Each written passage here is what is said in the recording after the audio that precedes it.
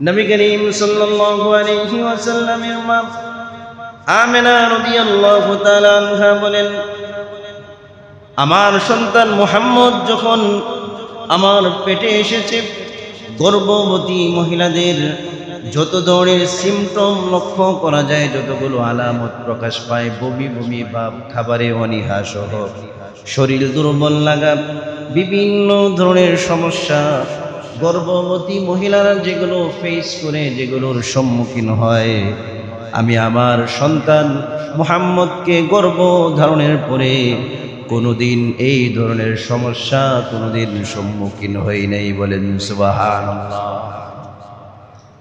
আল্লাহ নবী সাল্লাল্লাহু আলাইহি ওয়াসাল্লাম সম্পর্কে তার মা বলেন, যখন তিনি এই পৃথিবীতে এসেছেন, তার জন্মের সাথে সাথে দেখলাম তার দেহ থেকে একটি নূর প্রকাশ পেয়েছে, একটি নূর বিচ্ছুরিত হয়েছে, একটি আলো বিচ্ছুরিত হয়েছে, যার কারণে মক্কায় আমি আমার পুরের ঘরের মধ্যে বসে হাজার হাজার মাইল দূর পারস্যের বাদশাহ সম্রাট কিসরার যে রাজভবন ছিল, সেই রাজভবন আমি মক্কায় বসে বসে দেখতে পেয়েছিলাম। বলেন সুবহানাল্লাহ। শুধু এতটুকুই নয়, মা আমিনা রাদিয়াল্লাহু তাআলা আনহা বলেন, সমস্ত সন্তানরা মায়ের পেট থেকে যখন বের হয়, দুর্গন্ধ ছড়াইতে ছড়াইতে বের হয়, কিন্তু আমার সন্তান মুহাম্মদ যখন আমার পেট থেকে বের হয়েছে, কান্নাকাল মিসকু ইয়াফুরু, তখন গোটা পৃথিবী সুবাসে সুগন্ধে পুরা পৃথিবী ভরে গিয়েছিল। বলেন সুবহানাল্লাহ। অন্যান্য সন্তানদের গায়ের মধ্যে ময়লা লাগা থাকে, আমার সন্তানের শরীরের মধ্যে বিন্দু পরিমাণ কোনো ময়লা ছিল না। সমস্ত সন্তানদের নাভি কাটা হয় জমিনে, কিন্তু কে জানি আমার সন্তানের নাভি আমার পেটের মধ্যে কেটে দিয়েছিল। সমস্ত মানুষের মুসলমানি খতনা করা হয় জমিনে, কিন্তু কে জানি আমার সন্তানের খতনা আমার পেটের মধ্যে করে আমার সন্তানকে দুনিয়াতে প্রেরণ করেছিল। বলেন সুবহানাল্লাহ। শুধু এতটুকুই নয়, মা আমিনা রাদিয়াল্লাহু তাআলা আনহা বলেন, যখন আমার সন্তান জন্মগ্রহণ করেছে, সন্তান জন্মগ্রহণের সাথে সাথেই পারস্যের বাদশার কিসরার যে রাজপ্রাসাদ আছে, এই রাজপ্রাসাদের মধ্যে এই মিনারের মতো বড় বড় গম্বুজ ছিল। একটা নয়, দুইটা নয়, 12টি গম্বুজ সাথে সাথেই ভেঙ্গে জমিনের মধ্যে ভুলন্টিত হয়েছিল। বলেন সুবহানাল্লাহ। শুধু এতটুকুই নয়, গোটা রাজভবন ভূমিকম্প হয়েছিল। পারস্যের রাজা যে সাত পর্বে যে হ্রদের মধ্যে গোসল করত, যে নদীর মধ্যে গোসল করত, যে নদীর মধ্যে গোসলের মাধ্যমে তারা মনে করত এই নদীতে গোসল করলে আমাদের গুনাহ মাফ হয়ে যাবে, আল্লাহর নবীর জন্মের সাথে সাথেই সেই বিরাট বড় নদীটা মুহূর্তের ভিতরেই শুকিয়ে গিয়েছে। বলেন সুবহানাল্লাহ। এমন আরো বহু ঘটনা নবী করিম সাল্লাল্লাহু আলাইহি ওয়াসাল্লামের জন্মের সময় ঘটেছে। আল্লাহ নবী সাল্লাল্লাহু আলাইহি ওয়াসাল্লাম যখন পৃথিবীতে এসেছেন, পারস্যের যারা অগ্নি পূজক ছিল, এই অগ্নি পূজকেরা আগুন জ্বালিয়ে রাখত হাজার হাজার বছর ধরে। যে আগুন জ্বালিয়ে রেখেছিল, আল্লাহর নবীর জন্মের সাথে সাথেই সেই আগুন সাথে সাথেই ধপাস করে নিভে গিয়েছে, যেটার রহস্য পারস্যের বাদশা এবং অন্যান্য গণকরাও খুঁজে বের করতে পারে নাই। বলেন সুবহানাল্লাহ। পারস্যের বাদশা কিসরা স্বপ্ন দেখেছে, আরবের থেকে একজন নওজোয়ান লাল ঘোড়ার মধ্যে এসে পারস্যের যে রাজত্ব ছিল, এই রাজত্বকে ধূলিসাৎ করে পারস্যের যত রাজা বাদশা ছিল, যত মানুষগুলো ছিল, সমস্ত মানুষগুলোকে শৃঙ্খলাবদ্ধ করে শিকল লাগিয়ে তাদেরকে টেনে হেঁচড়ে আরবের দিকে নিয়ে যাচ্ছে। বলেন সুবহানাল্লাহ। ঘুম থেকে উঠে গেল, উঠে স্বপ্ন ব্যাখ্যাকারীদেরকে জিজ্ঞাসা করলো, তারা বলল, আজকের রাত্রে পৃথিবীতে এমন একটি ঘটনা ঘটেছে, আজকের রাতে আরবের কোনো একটি জায়গায় সর্বশ্রেষ্ঠ নবী, আখিরি নবী জনাবে মুহাম্মদুর রাসূলুল্লাহ সাল্লাল্লাহু আলাইহি ওয়াসাল্লাম জন্মগ্রহণ করেছেন। বলেন সুবহানাল্লাহ। আলহামদুলিল্লাহ, আল্লাহ পাকের দরবারে লাখ কোটি শুকরিয়া, যিনি আমাদেরকে রবিউল আউয়াল মাসের প্রথম জুমায় বিভিন্ন এলাকার বিভিন্ন পরিবারের অসংখ্য অগণিত মানুষ থেকে যাচাই বাছাই করে মহাব্বত করে ভালোবেসে আজকের শুক্রবার দিনের গুরুত্বপূর্ণ আমল জুমার নামাজ আদায়ের উদ্দেশ্যে আগে ভাগে কোরআন ও হাদিসের আলোচনা শোনার জন্য যিনি আমাদেরকে তার ঘর মসজিদে আসার বসার তৌফিক দিয়েছেন, সেই মহান রবের দরবারে অন্তরে অন্তঃস্থল থেকে, হৃদয়ের গভীর থেকে, মন ভরে প্রাণ খুলে হৃদয়ের সবটুকুন ভালোবাসাকে উজাড় করে দিয়ে সবাই একত্রে সৌচ্চ সুরে আল্লাহর দেওয়া জবান দিয়ে, আল্লাহর দেওয়া শক্তি দিয়ে, আল্লাহর শেখানো ভাষায় কালিমাত শুকর আদায় করে বলছি আলহামদুলিল্লাহ। আরো জোরে সুরে বলি আলহামদুলিল্লাহ।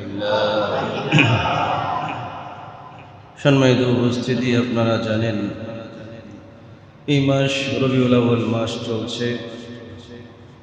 রবিউল আউয়াল রসুলের জন্মের মাস। রবিউল আউয়াল রসুলের দুনিয়া থেকে বিদায় নেওয়ার মাস। আল্লাহ তাআলা মানব জাতির উপর যত বড় বড় নিয়ামত দিয়েছেন,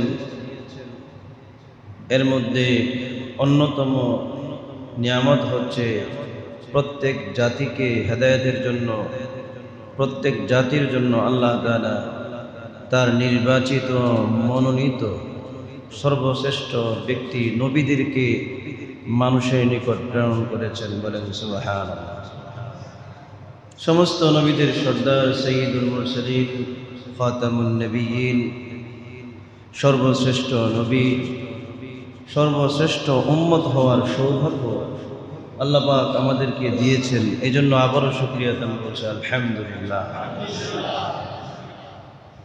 আমাদের উপর আল্লাহ তাআলার নিয়ামত সমূহের মধ্যে এটি একটি সর্বশ্রেষ্ঠ নিয়ামত, যে আমাদেরকে আমাদের জন্য এবং কিয়ামত পর্যন্ত সমস্ত মানব জাতির জন্য আল্লাহর নবীকে নবী হিসাবে আমাদের নিকট প্রেরণ করেছেন। বলেন সুবহানাল্লাহ।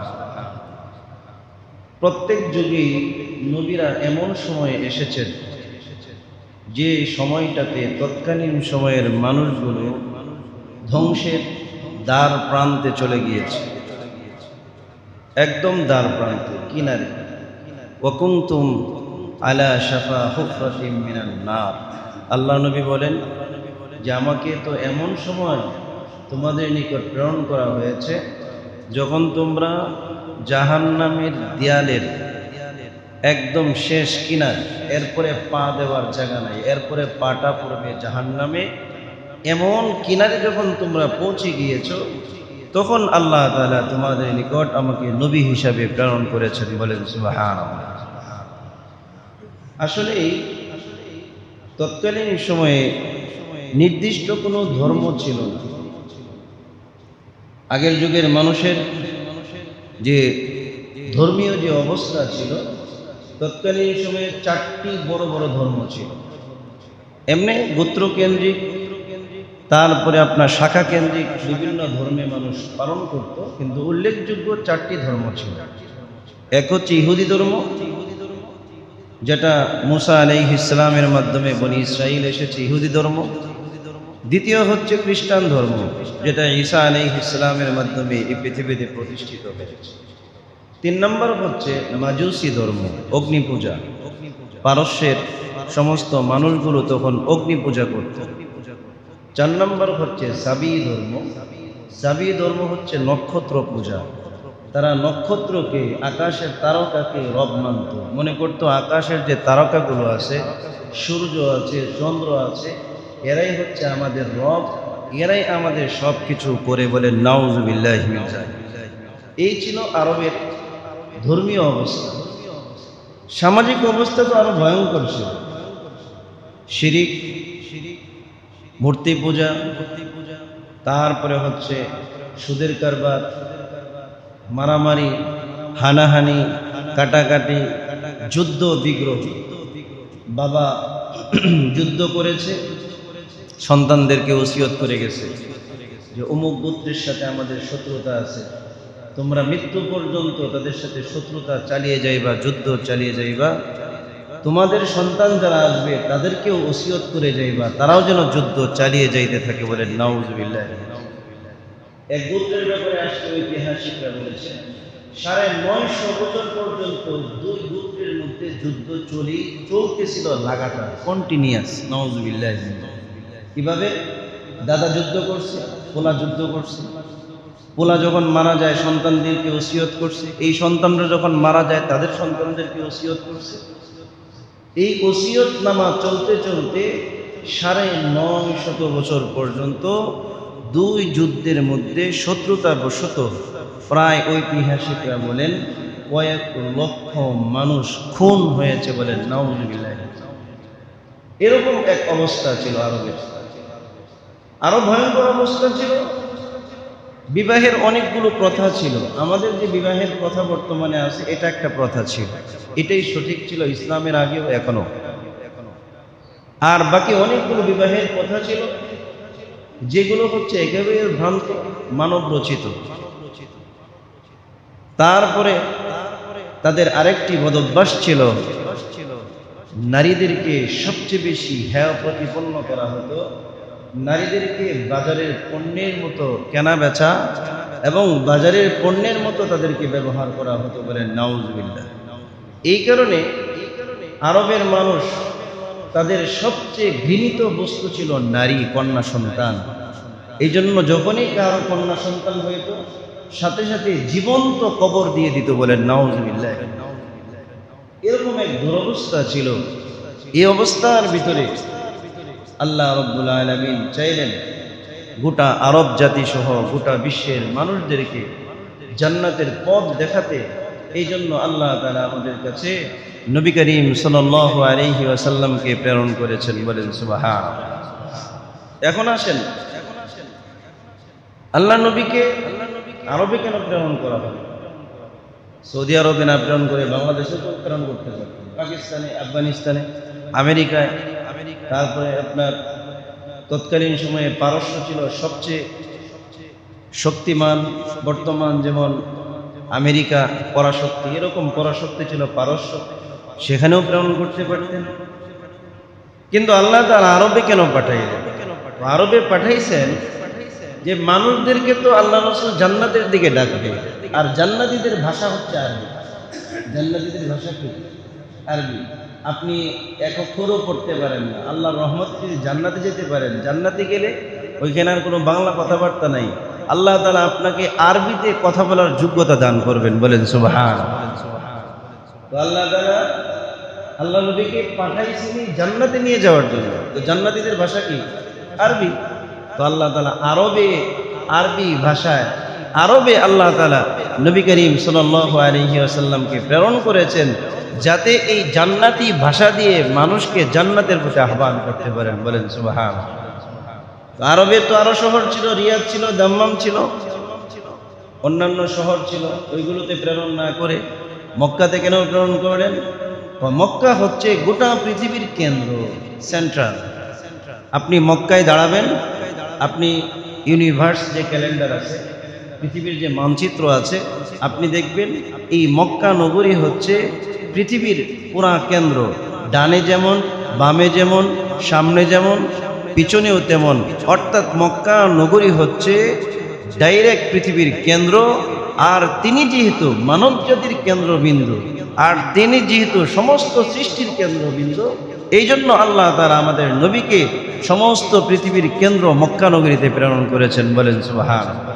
শুধু এতটুকুই নয়, মক্কা হচ্ছে গোটা পৃথিবীর সর্বশ্রেষ্ঠ শহর, সর্বশ্রেষ্ঠ শহর। আর মক্কা নগরীতে তো অনেক মানুষ বসবাস করত, সেখানে কুরাইশ বংশে আল্লাহ তাআলা কেন প্রেরণ করেন? যে কুরাইশ বংশের মানুষের আরবের মধ্যে সবচেয়ে বিশুদ্ধ ভাষী ছিল কুরাইশরা, আর সর্বশ্রেষ্ঠ বংশও ছিল কুরাইশ। এই কুরাইশদের মধ্যে শাখা গোত্র ছিল অনেকগুলো। কুরাইশদের মধ্যে সর্বশ্রেষ্ঠ শাখা গোত্র ছিল বনু হাশেম। বনু হাশেমের অনেকগুলো পরিবার ছিল। পরিবারের মধ্যে সর্বশ্রেষ্ঠ পরিবার হচ্ছে আব্দুল মুত্তালিবের পরিবার। আব্দুল মুত্তালিবের 10 সন্তানের মধ্যে সর্বশ্রেষ্ঠ সন্তান হচ্ছে আব্দুল্লাহ। আব্দুল্লাহর ঔরসে মা আমিনার গর্ভে সর্বশ্রেষ্ঠ নবী, আখির নবী জনাবি মুহাম্মদুর রাসূলুল্লাহ সাল্লাল্লাহু আলাইহি ওয়াসাল্লামকে আল্লাহ তাআলা প্রেরণ করেছেন। বলেন সুবহানাল্লাহ। সর্বশ্রেষ্ঠ মানুষ, সর্বশ্রেষ্ঠ জায়গায়, সর্বশ্রেষ্ঠ বংশে, সর্বশ্রেষ্ঠ পরিবারে, সর্বশ্রেষ্ঠ পিতার ঔরসে, সর্বশ্রেষ্ঠ মায়ের ঔরসে পৃথিবীতে এসেছেন। বলেন সুবহানাল্লাহ। নবী করিম সাল্লাল্লাহু আলাইহি ওয়াসাল্লাম কোন বছর জন্মগ্রহণ করেছেন এই বিষয়ে কোনো দ্বিমত নাই। সবাই বলেন, রাইসুল মুফাসসিরিন আব্দুল্লাহ ইবনে আব্বাস রাদিয়াল্লাহু তাআলা আনহু তিনি বলেন, বুলিদান নবী সাল্লাল্লাহু আলাইহি ওয়াসাল্লাম আমাল ফিল। আল্লাহ নবী সাল্লাল্লাহু আলাইহি ওয়াসাল্লাম জন্মগ্রহণ করেছেন হস্তি বাহিনীর বছর। অর্থাৎ আপনারা তো ঘটনা জানেন যে আব্রাহা বাদশা বাইতুল্লাহকে ধ্বংস করতে এসেছিল। আল্লাহ তাআলা আব্রাহা বাদশা সহ গোটা হস্তি বাহিনীকে ধ্বংস করে দিয়েছেন। যে বছর এই ঘটনা ঘটেছে ওই বছর আল্লাহ নবী পৃথিবীতে এসেছেন। বলেন সুবহানাল্লাহ।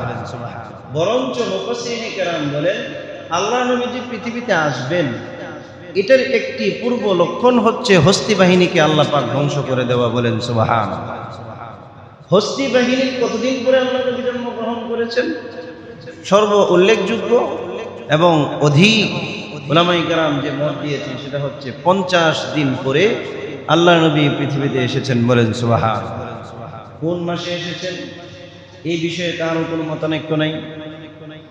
এই বিষয়ে সবাই একমত যে আল্লাহ নবী সাল্লাল্লাহু আলাইহি ওয়াসাল্লাম রবিউল আউয়াল মাসে জন্মগ্রহণ করেছেন। বলেন সুবহানাল্লাহ। কোন দিন জন্মগ্রহণ করেছেন এই বিষয়ে কারো মতানৈক্য নাই, সবাই বলেন। এবং আব্দুল্লাহ ইবনে আব্বাস রাদিয়াল্লাহু তাআলা আনহু বর্ণনা, তিনি বলেন, বুলিদান নবী সাল্লাল্লাহু আলাইহি ওয়াসাল্লাম ফি ইয়াউমিল ইসনাইন, যে আল্লাহ নবী সোমবার দিন রবিউল আউয়াল মাসের সোমবার দিন এই পৃথিবীতে তিনি এই ধরায় তিনি আগমন করেছেন। বলেন সুবহানাল্লাহ। তাহলে বছর পেলাম, মাস পেলাম, দিন পেলাম। এখন এক মাসে তো সোমবার আর একটা দুইটা না, কি বলেন? সোমবার কমপক্ষে কয়টা? কমপক্ষে 4টা। কত কয়টা? 4টা। কত তারিখে এই বিষয়ে হচ্ছে ইখতিলাফ, মতানৈক্য। কেউ বলেছেন 2, কেউ বলেছেন 8, কেউ বলেছেন 9, কেউ বলেছেন 10, কেউ বলেছেন 12। তবু অধিকাংশ মুফাসসিরিন, মুহাদ্দিসিন এবং মুআখিরিন ঐতিহাসিকদের মতে আল্লাহ নবী 12 রবিউল আউয়াল এই পৃথিবীতে এসেছেন। বলেন সুবহানাল্লাহ। এই বিষয়ে জন্মের তারিখ নিয়ে যেহেতু ইখতিলাফ, মতানৈক্য আছে, সুতরাং আমরা কোনোটাকেই সুনিশ্চিতভাবে বলতে পারি না যে আল্লাহ রাসূল এই তারিখে এসেছেন। তবে সোমবার দিন এসেছেন এই বিষয়ে সুস্পষ্ট হাদিস এসেছে। মুসলিমের 1162 নম্বর হাদিস, আন আবি কাতাদা রাদিয়াল্লাহু তাআলা আনহু সুইলা আন সাওমিল ইসনাইন। আবু কাতাদা রাদিয়াল্লাহু তাআলা আনহু থেকে বর্ণিত, তিনি বলেন, আল্লাহ নবীকে জিজ্ঞাসা করা হলো যে আপনি সোমবার দিন কেন রোজা রাখেন? আল্লাহ নবী প্রত্যেক সপ্তাহের সোমবার আর বৃহস্পতিবার কি রাখতেন? রোজা রাখতেন। কি রাখতেন ভাই? রোজা রাখতেন। তো আল্লাহ নবী সাল্লাল্লাহু আলাইহি ওয়াসাল্লাম বলেন, ওয়াযালিকা ইয়াউমুন ফীহি উলিদতু ওয়াযালিকা ইয়াউমুন ফীহি উনজিলা আলাইয়া, যে এটা হচ্ছে এমন এক দিন যে দিনে আমি এই পৃথিবীতে জন্মগ্রহণ করেছি আর যে দিনে আল্লাহ তাআলা আমার উপর কোরআন নাজিল করেছেন। বলেন সুবহানাল্লাহ। এখন আসেন, আল্লাহ নবী যেদিন জন্মগ্রহণ করেছেন এদিন তিনি কি করেছেন? রোজা রেখেছেন। কি করেছেন? রোজা রেখেছেন। আর আমরা জন্মদিনে কি করি?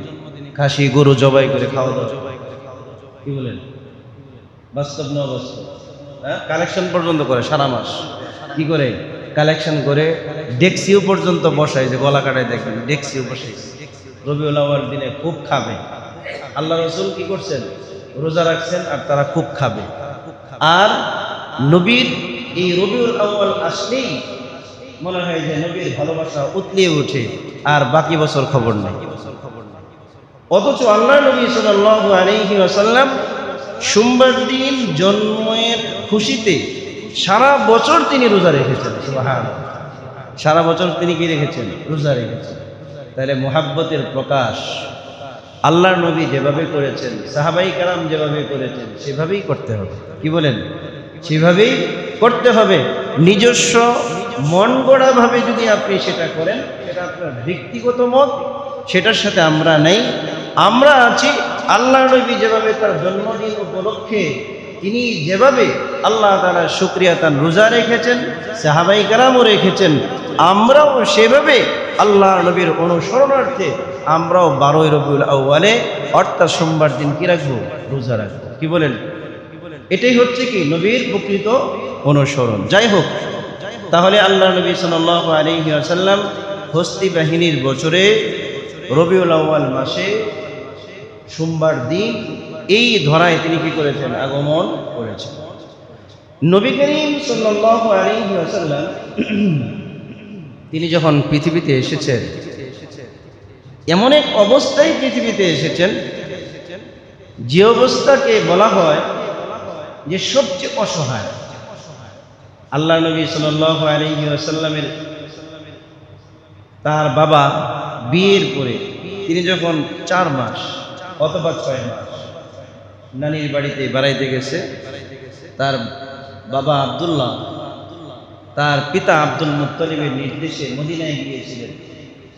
তো মদিনায় যাওয়ার পথে শ্বশুর বাড়ি পড়ে শ্বশুর বাড়িতে বেড়াইতে গেছেন, সেখানে হৃদক্রিয়া অথবা পেটের ব্যথায় তিনি সেখানে ইন্তেকাল করেন।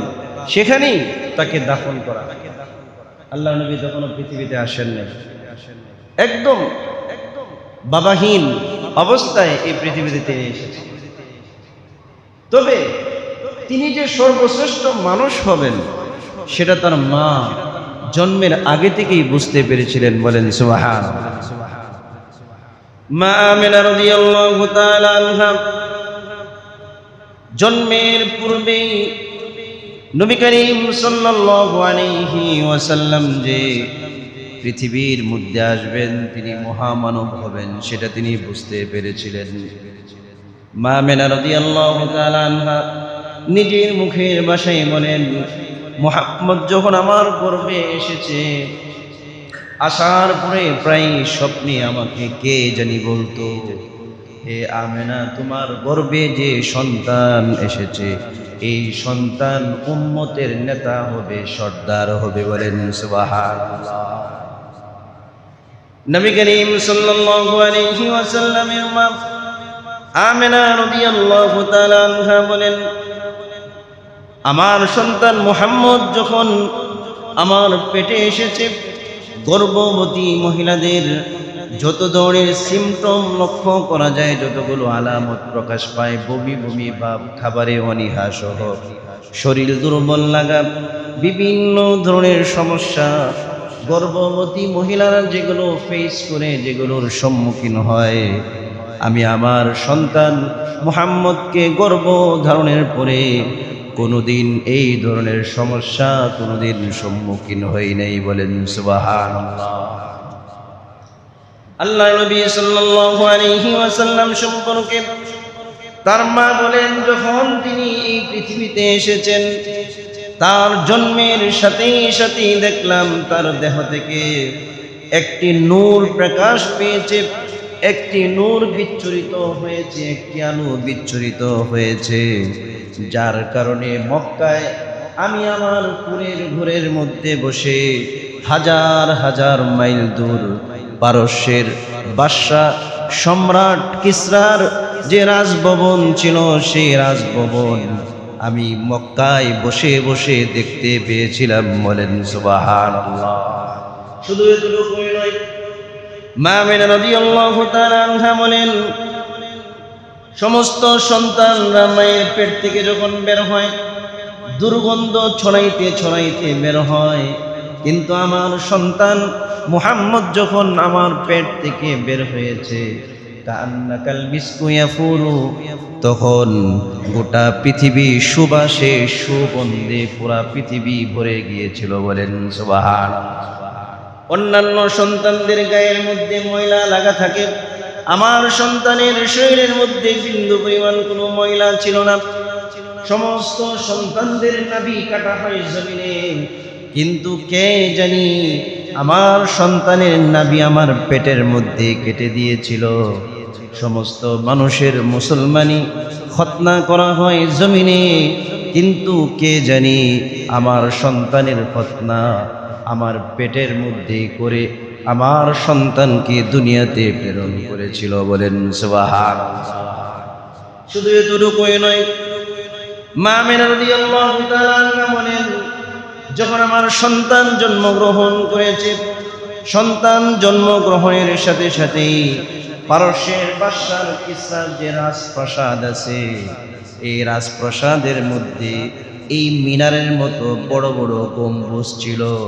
একটা নয়, দুইটা নয়, 12টি গম্বুজ সাথে সাথেই ভেঙ্গে জমিনের মধ্যে ভুলণ্ঠিত হয়েছিল। বলেন সুবহানাল্লাহ। শুধু এতটুকুই নয়, গোটা রাজভবন ভূমিকম্প হয়েছিল। পারস্যের রাজা যে সাত পর্বে যে হ্রদের মধ্যে গোসল করত, যে নদীর মধ্যে গোসল করত, যে নদীর মধ্যে গোসলের মাধ্যমে তারা মনে করত এই নদীতে গোসল করলে আমাদের গুনাহ মাফ হয়ে যাবে, আল্লাহর নবীর জন্মের সাথে সাথেই সেই বিরাট বড় নদীটা মুহূর্তের ভিতরেই শুকিয়ে গিয়েছে। বলেন সুবহানাল্লাহ। এমন আরো বহু ঘটনা নবী করিম সাল্লাল্লাহু আলাইহি ওয়াসাল্লামের জন্মের সময় ঘটেছে। আল্লাহ নবী সাল্লাল্লাহু আলাইহি ওয়াসাল্লাম যখন পৃথিবীতে এসেছেন, পারস্যের যারা অগ্নি পূজক ছিল, এই অগ্নি পূজকেরা আগুন জ্বালিয়ে রাখত হাজার হাজার বছর ধরে।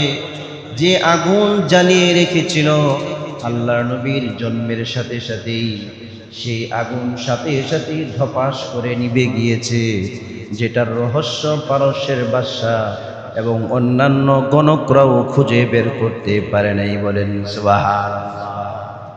পারস্যের বাদশা কিসরা স্বপ্ন দেখেছে, আরবের থেকে একজন নওজোয়ান লাল ঘোড়ার মধ্যে এসে পারস্যের যে রাজত্ব ছিল, এই রাজত্বকে ধূলিসাৎ করে পারস্যের যত রাজা বাদশা ছিল, যত মানুষগুলো ছিল, সমস্ত মানুষগুলোকে শৃঙ্খলাবদ্ধ করে শিকল লাগিয়ে তাদেরকে টেনে হেঁচড়ে আরবের দিকে নিয়ে যাচ্ছে। বলেন সুবহানাল্লাহ।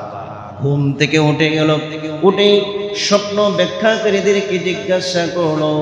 তারা বলল, আজকের রাত্রে পৃথিবীতে এমন একটি ঘটনা ঘটেছে, আজকের রাতে আরবের কোনো একটি জায়গায় সর্বশ্রেষ্ঠ নবী, আখিরি নবী জনাবে মুহাম্মদুর রাসূলুল্লাহ সাল্লাল্লাহু আলাইহি ওয়াসাল্লাম জন্মগ্রহণ করেছেন। বলেন সুবহানাল্লাহ। এমন বহু ঘটনা নবী করিম সাল্লাল্লাহু আলাইহি ওয়াসাল্লামের জন্মের সময় ঘটেছে। এই যে জন্মের সময় যে ঘটনাগুলো ঘটলো, এই ঘটনাগুলোর মাধ্যমে আল্লাহ পাক বিশ্ববাসীকে সুসংবাদ দিচ্ছেন যে অদূর ভবিষ্যতে এমন এক ব্যক্তি এই পৃথিবীতে আসবেন, অথবা তিনি এসেছেন, যিনি গোটা পৃথিবী রাজত্ব করবে। বলেন সুবহানাল্লাহ। গোটা পৃথিবী রাজত্ব করবে। নবী করিম সাল্লাল্লাহু আলাইহি ওয়াসাল্লামের দুগ্ধ পান আল্লাহ নবী দুনিয়াতে এসেছেন, সর্বপ্রথম তার মায়ের দুধ পান করেছেন। বলেন সুবহানাল্লাহ। তার মা বলেন, বাচ্চারা তো জন্মের পরে কান্নাকাটি করে, কি বলেন, চিৎকার করে না, কান্নাকাটি করে না?